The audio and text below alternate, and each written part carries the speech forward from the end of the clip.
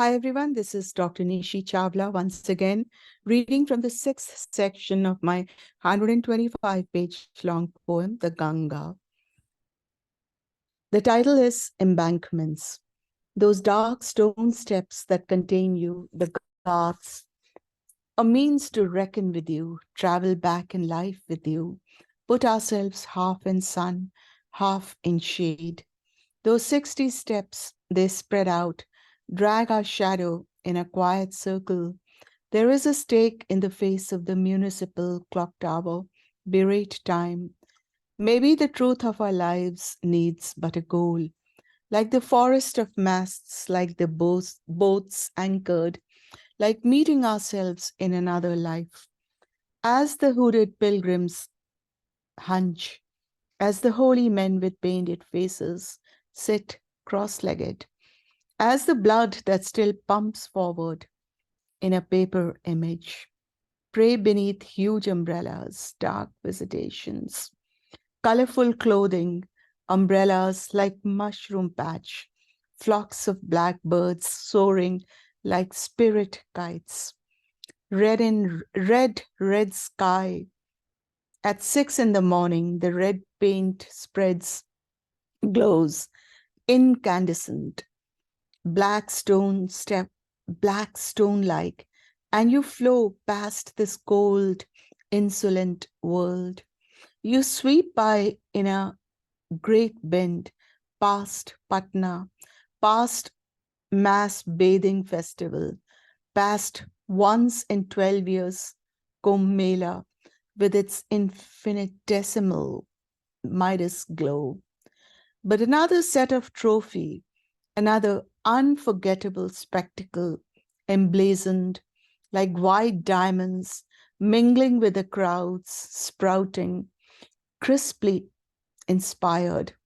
Faith and an intense passion are like a blank paper, gaunt and haggard, yet resolutely fresh, beckoning with a creased face, a towel, a tumbler, a single change of clothing, Ganga Ma Ki Jai, and penance begins like a hot healing herb, cupped sighs of impassive hope, grinding, collect happy jars of sacred water, clutching, walking, miles of magnetic dreams, released spirits through majestic blankets of snow, outcroppings of brown rock, patching them hard. You emerge crystal blue, then shrink like sheet metal to a narrow stream, an ambivalent afterthought.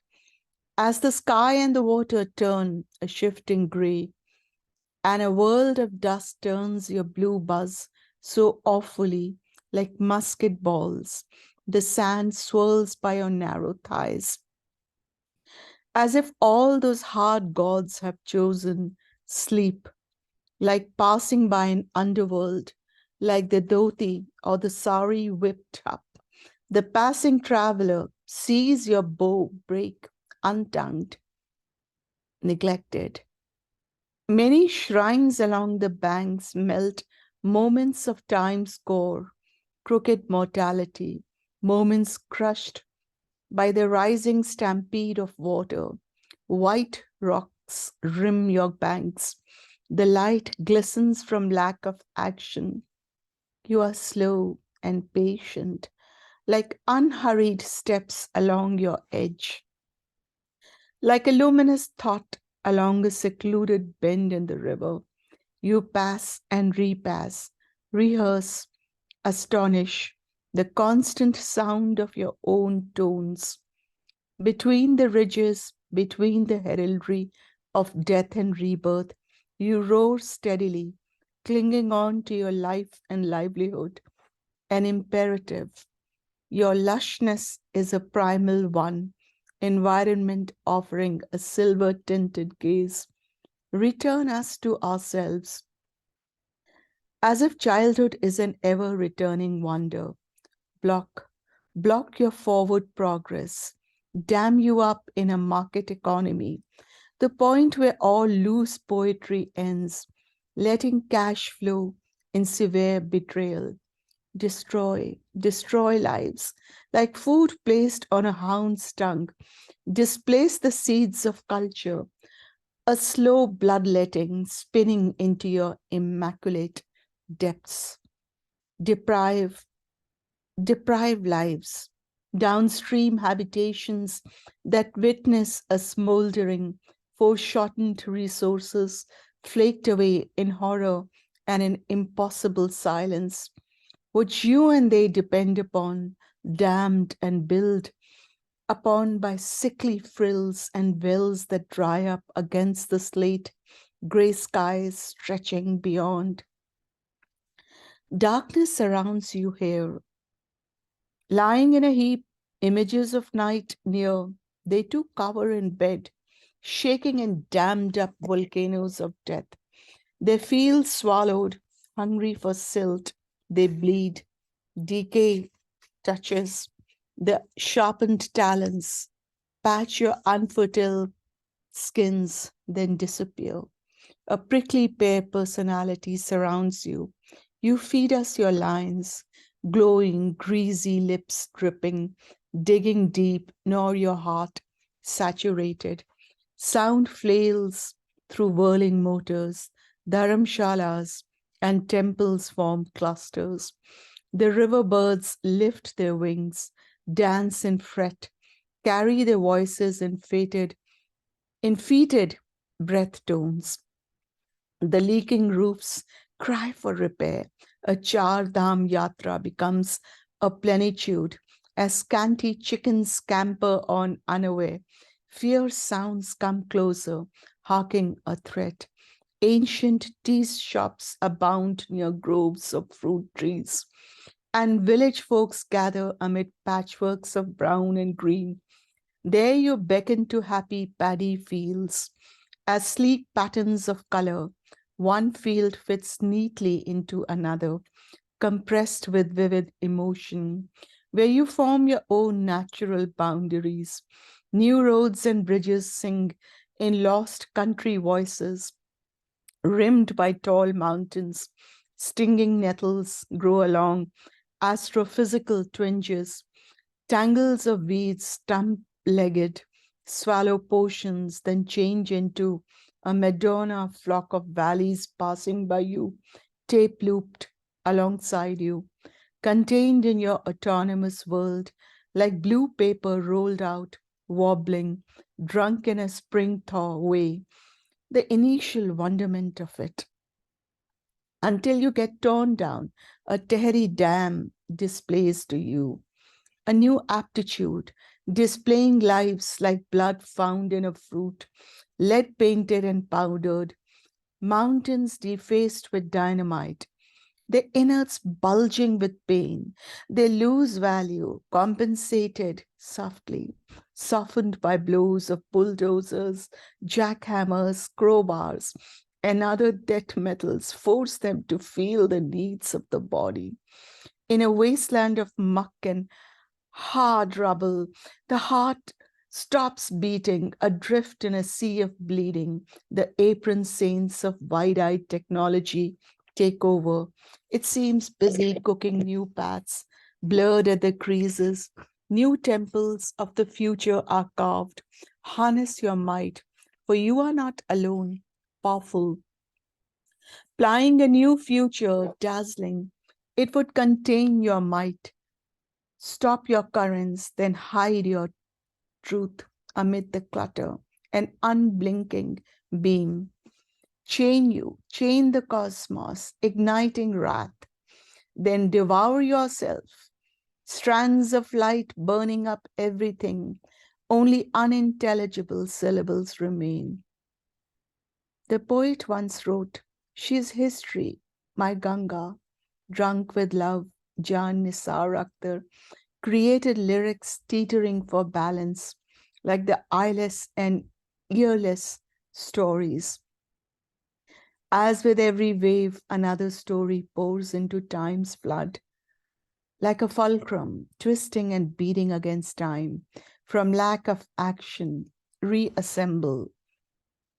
Like the old paddle wheel ferries that run in between, slide in and out, push forward those memories, nor a mystical screen that would project the screened off. So we press into the twilight, reconstructing this disassembled task of turning through the waters, God hungry. We plan on pilgrimages, and you smile, leaving the same old benign impression on us, your waters churning under the Lakshman Jula, cross legged, slow slung, faint light that moves on, your water, a fainter outline of craggy clawed cliffs circumambulate those pilgrim souls, your shoulders drawn, reflect us back to ourselves. Surprised, you retread yourself, while steep mountains girdle you. As the rows of faithful, as the slope steep and steady, dizzying green against blue, in meditative poses, sometimes you flow in transit through a gorge, a twisting brown current, in seeming hurry, hurting the peace of silver haired sages, dreaming steadily on your river banks, as if seclusion is a force to wield cracks through myth and scripture, or be possessed by forces of nature, by forces of myth curled. No one can foretell their difficult path, play with them as with toys, or state or stare at the loose strands of white clouds stark against your blueness.